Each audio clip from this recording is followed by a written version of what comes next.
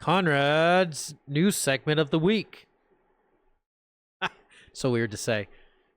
But here we are, another week down, another week of news that is happening around the world. Gentlemen, some big things have been happening this week. One of the biggest news that just came out, a ceasefire has been agreed upon between Israel and Hamas. It will go into effect this Sunday. Both sides have agreed to a ceasefire, ending this over year-long conflict. Hamas has agreed to release the last of the 33 prisoners that they have in their possession, or that they've been holding on to this whole time, and effectively ending this conflict in the Middle East that would have been dragging on and on and on if it wasn't for both sides figuring out what they need to do and coming to a conclusion. President Biden and President Trump both of their teams work together with Israel and Hamas to bring this ceasefire to fruition. Very cool information about that. Next, I know George over here talked about the FDA. Red dye number 3, El Trace, it's no longer in foods here in the United States. I know a lot of other countries around the world have already prohibited it and banned it. The United States being one of the last ones to. There are a couple other countries that still use it, but for the main countries in the world, the United States still uses it. But that has been approved or enforced by the FDA. All foods that are currently using red dye number 3 will no longer be using red dye number 3. They have until January of 2027 to comply with that rule. I have a question on that then. It means that we're going to have to use tomatoes to get our pasta red? Yes. Oh, wow. Something good? Yeah, seriously. God forbid. Next, the winds are dying down in Southern California, giving the firefighters a chance to catch up and put out more of that blaze. That is huge for the locals in the Los Angeles community. Please make sure to stay safe if you are listening from there. Seek shelter, and your thoughts and prayers are from all of us here for a speedy recovery from those horrific wildfires that have just devastated that area. California, unfortunately, this happens every year, but this one is just a weird fate. Circumstances were just perfect for a complete disaster. So our hearts, thoughts, and prayers are out to everyone affected by those fires in the Los Angeles area. Next, AI voice scams are on a rise. AI is the new scammer in the room, gentlemen. And ironically enough, AI voice scams are out there. Be prepared, prep yourself, be careful with the information that you are sharing over the phone. On the flip side, AI is also being used to target scammers and give them a taste of their own medicine. I'll link some videos in the description for everyone to enjoy. There's a video of a woman having a 3-hour conversation using an AI bot as a grandma, and it completely melts down the scammer on the other side of the phone, where they just go into a tirade of screaming explicitives, and it's just fantastic. So AI, bad and good. Can we expand on that a little bit, on the AI voice scammer thing? Sure, absolutely. Because we see a lot of videos like of people scamming the scammers, right? Yeah. And it's like, hey, but your name is such and such, and then they get desperate, you know. But the thing is that these people, they don't know that they're doing it wrong, because they just think it's part of the job that they're doing, right? Exactly. Yeah.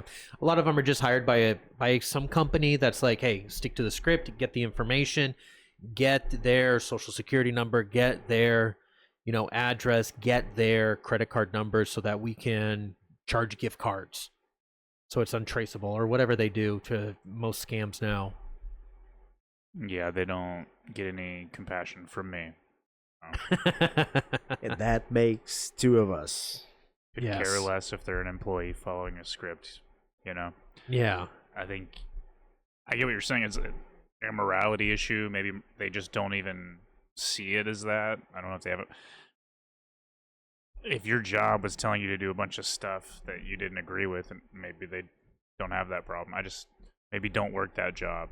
But I think that's awesome. And I saw some other stuff too with like cyber hacking, like AI hacking. But this, on the same side, there's offense and there's defense. So people will use AI for cyber defense. Yep. So you can't definitively say it's good or bad. It just is, and you got to be smart. And it's harder and harder for our older generations, our parents and grandparents, to stay aware and make sure that you're not clicking on links, you're not giving people information because old, I don't know, grandbaby Sue called you and wanted your social security number. People fall for it all the time. So we have to educate our family members on these things. Yes, absolutely. Absolutely. Still on AI, have you seen that Zuckerberg said today that the code has this days counted because the AI will replace coders, anyone working with coding. So it's another use it for AI. Is it good? Is it bad? So I will be the judge. He mentioned that it's going to free up people for more creative things. Yes. And Yes. it's a story repeating itself, like Industrial Revolution and whatnot. And like people that did things by hand and now it's machines doing it. There is a time period where a lot of people are going to lose jobs. And of course, it's a bad thing for people, from the economy as well. But there will be a transition where, okay, so now I got to be creative on what am I going to do to make money. So Yeah. No, absolutely. It's a double-edged sword. It's bad and good. But I've never lost faith in the human person. They've always overcome any obstacle that I've ever talked to. Given any circumstance, they always find a way to overcome their situation for the better for them. Resilience. Next, the House of Representatives were having their excuse me. They were having their dang it, what is it called? Their Trump's cabinet picks were having their what is it? Grilling interviews. What's it called? Statements, pressures, testimonies. There's another word. I know what you're talking about. It's just at the tip of my mouth here. Yeah. It's from both sides, Republicans and Democrats. Those are kind of hearings, like yes. They're hearings to vet, probably to vet the candidates. If they see if there's even battings, like a lot of I saw the bets, like if this is gonna be approved or not, like hold. You know what I told you, like hold, sell, or buy. Yeah. So just to make sure, like counting on who is gonna be vetted in there, And I believe already one person has been disapproved or dropped from Trump's cabinet picks, and I believe it's not the CIA. It was some woman, and I forget her name and what position she was from. I'll have to double check, but I believe she was dropped from Trump's cabinet picks. So his team will have to go back. But a lot of them, that's going on right now. There's a lot of interesting sound bites, a lot of information from both sides that are being spewed out, that you're seeing the hypocrisy of short-term conversations that people are giving these people or these candidates and making them state a point, and then while they're discussing it, like, all right, that's my next question is, why are you still talking about this? I only have 20 more it's just a antiquated old system where podcasting and long-form communication is honestly the future of open dialogue and really getting to the root of all problems. So that's going on. And then lastly, but not least, gentlemen, next week, President Trump will be officially sworn in as president on the 20th, Monday.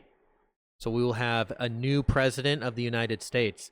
Big news for the country. A lot of big things already. Ron DeSantis is preparing the state for deportations. A lot of other states are prepping.